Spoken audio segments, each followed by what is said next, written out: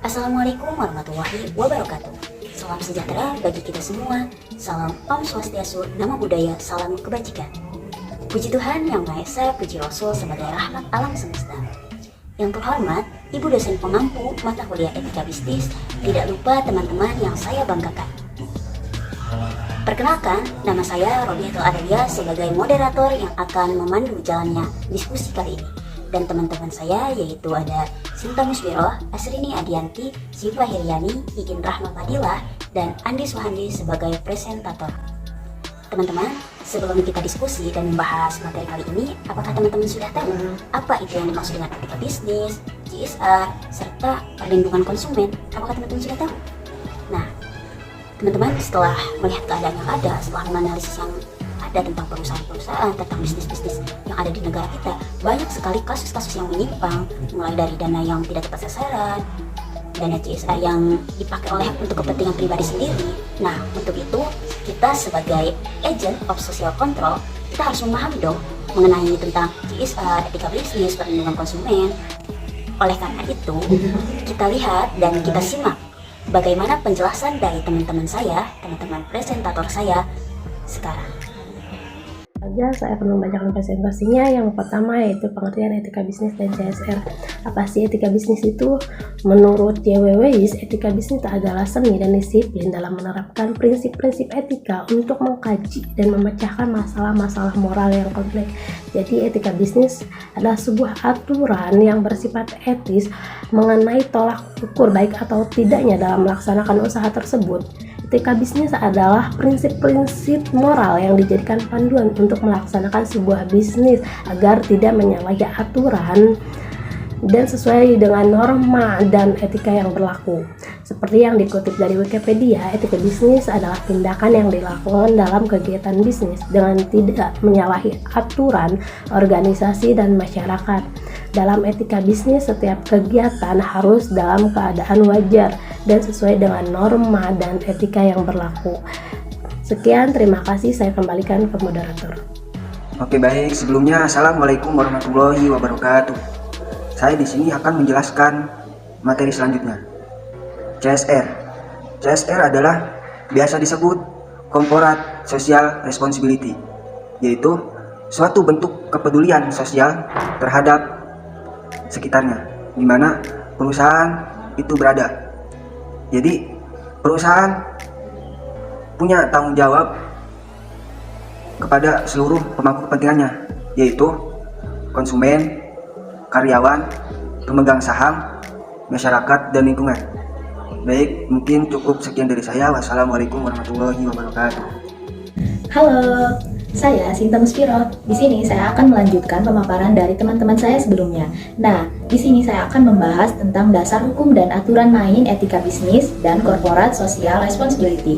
Nah, pada dasarnya teman-teman, di sini hukum dan aturan main etika bisnis mengacu pada norma moral, di mana moral berhubungan dengan suatu tindakan antara lain yang benar dan baik dan yang tidak baik.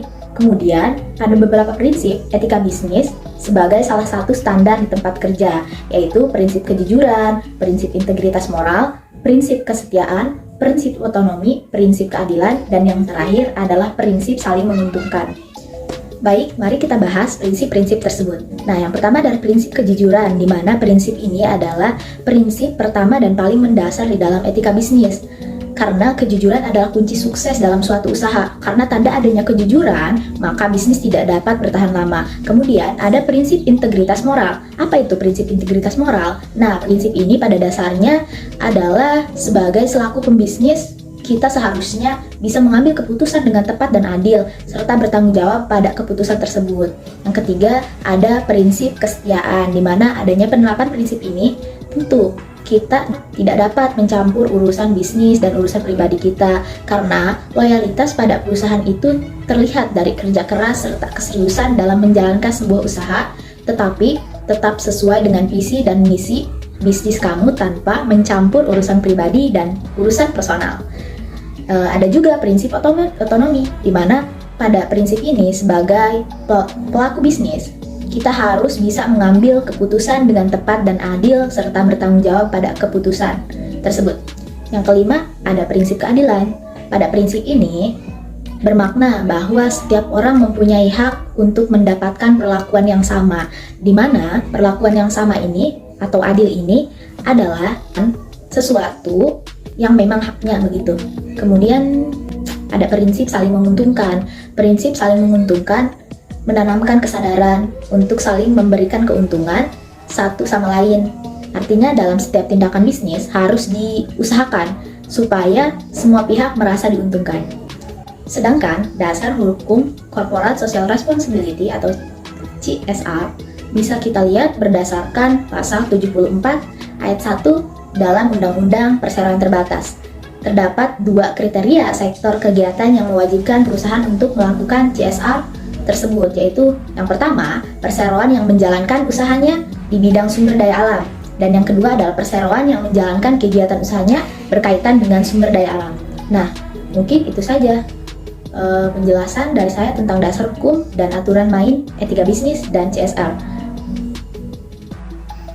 Baik, saya akan melanjutkan materi dari rekan saya sebelumnya. Saya akan menjelaskan materinya tentang perlindungan konsumen. Konsumen adalah setiap orang yang memakai barang atau jasa yang tersedia dalam masyarakat, baik untuk kepentingan sendiri, keluarga, orang lain, maupun makhluk hidup lain yang tidak membatalkan konsumen. Hal ini dapat bersifat dalam segala transaksi jual beli, baik secara langsung maupun online, seperti yang kini kian marak. Meskipun adanya transaksi yang tidak melalui muka, konsumen tetap berhak atau mendapatkan barang yang sesuai dengan pemberitahuan sebelumnya, atau barang yang sesuai dengan tatap muka. Tanggung jawab sosial yang dilaksanakan oleh perusahaan tidak melulu soal bantuan karitatif maupun upaya pemberdayaan masyarakat. Perlindungan konsumen juga menjadi bagian dari SCR karena konsumen merupakan pihak yang terlibat dalam rantai produksi dan menjadi salah satu pangkuan terpenting atau stakeholder. Saya Asrini Adianti sebagai pemateri terakhir. Di sini saya akan memaparkan materi tentang hak konsumen. Ada beberapa poin dalam hak konsumen. Yang pertama ada hak dalam memilih barang. Konsumen memiliki hak penuh dalam memilih barang yang nantinya akan digunakan atau dikonsumsi. Poin selanjutnya yaitu ada hak mendapat kompensasi dan ganti rugi. Konsumen berhak untuk mendapatkan kompensasi maupun ganti rugi atau kerugian yang diterimanya dalam sebuah transaksi jual beli. Poin selanjutnya yaitu ada hak mendapat barang atau jasa yang sesuai. Konsumen berhak untuk mendapat produk dan layanan sesuai dengan kesepakatan yang tertulis. Poin selanjutnya yaitu hak menerima kebenaran atas segala informasi pasti. Hal yang paling utama bagi para konsumen guna mengetahui apa saja informasi terkait produk yang dibelinya. Poin yang terakhir yaitu ada hak pelayanan tanpa tindak diskriminasi. Perilaku diskriminatif terhadap konsumen merupakan salah satu bentuk pelanggaran atas hak konsumen. Pelayanan yang diberikan oleh produsen tidak boleh menunjukkan perbedaan antara konsumen yang satu dengan konsumen yang lainnya. Terima kasih. Nah, itu dia teman-teman, penjelasan dari teman-teman saya mengenai materi pada diskusi kali ini. Semoga ilmu dan materi yang kami sampaikan bisa dimengerti dan bermanfaat untuk kita semua. Wassalamualaikum warahmatullahi wabarakatuh. See you.